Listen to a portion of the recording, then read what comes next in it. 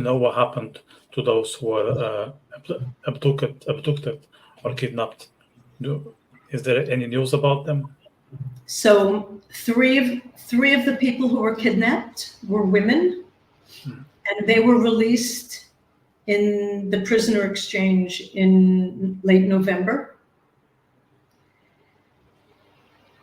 The other two were men, and they were with one of the men. Nadav was kidnapped with his mother, who was released, and the other man, Yagev, was kidnapped with his wife, who was released. So we knew when the women were released, we knew that they were still alive, at least. Since then, we've gotten notifications. There were the Hamas are masters at psychological warfare, at psychological terror. So they made a clip of one of them, of Yagev, saying, was he talking? I don't remember. They showed him moving. They showed him, I don't remember if he spoke or if he was, it was like a clip and you could see him moving. But they said the IDF bombs didn't kill them, but he died of starvation. Yeah. But we don't know. We don't know. Yeah. There was a clip that was released. They showed him with a black eye. And he's saying, my name is Nadav Popovel. I'm 51 years old. The truth is, by the time they released that video, he'd already turned 52. The Hamas said in that video that he had been in hospital, but when the IDF entered the hospital, he was killed. Again, we didn't know anything about him until about a month ago, when his family was notified that he was no longer alive. And in fact, today was 30 days, the 30-day ceremony for his announced death. We don't know exactly when he died. We don't even know if it's true. Yeah. I don't know. No, as you said, the Hamas, they are masters at psychological terror, and they really know how to,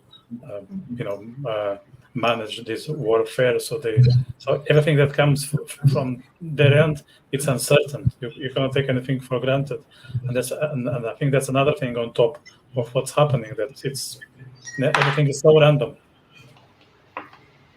I have a friend, Judy, who's 70 years old. She's from Kibbutz Nir Oz, the kibbutz next door to us, and she was out walking with her husband in the fields. They would go for sunrise walks every morning. And when the barrages started, on a WhatsApp group that I had with other teachers from our school, she was a colleague and a friend. We saw that she'd sent a picture of the fields. So we realized that they were on their walk. It was only a few days later that we realized that it wasn't a picture. I'd spoken to her children and told her that I have this picture that she sent of the fields, and they asked me to send it to them so that maybe they'd be able to figure out where they were, because they were listed as missing at the time. So I went back and I saw that it was a clip. And in the clip, you hear the shooting, you hear the incoming rockets, you hear Judy and her husband Gadi talking to each other, whispering to each other. And what the family knew, there was a recording of them about 10 after 7, where Judy was calling for help. She called up the emergency services. She said that her husband had been shot. She thinks he's dead, and that she had been shot in the hand and the face. And we were told that they had been taken captive. So when I got my dog tag that says, "Our hearts are hostage in Gaza," on the other side of my dog tag, I engraved their names so that when they come back, I'd be able to give it to them. In December, we were told that they had been murdered on October 7th, both of them. Yeah. This is a 70-year-old woman. She was an English teacher. She was a mindfulness teacher. She was the sweetest, funniest. When we thought that she was captive, we were saying we could just imagine her sitting with the other hostages and doing mindfulness activities. They lied about her too. In about March, they made a clip of her. They didn't show her moving. They just showed a picture that they'd gotten off the internet or something. And they said that, like Nadav, that she too had been in the hospital and was killed when the IDF invaded. But we were told that they'd been murdered. We were told in December that they were already dead. So that's why, go know what to believe. Yes. Maybe they're not really dead. How do they know? I can't understand how the IDF know. Nobody was with them. The Niroz people that were taken were together with Nirim people, and they were taken from Niroz. Judy and Gadi were taken from the fields. Nobody had seen them at any point.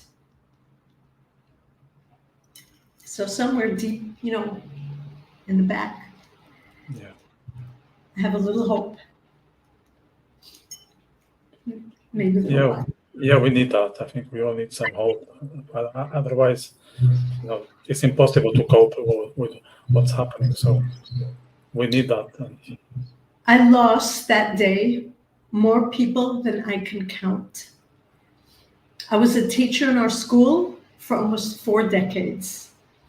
It's a small region. So I have a list of names of people that I know that are gone. All of a sudden, the 7th of October, there must be about 70 people, at least, that I know who were murdered or kidnapped.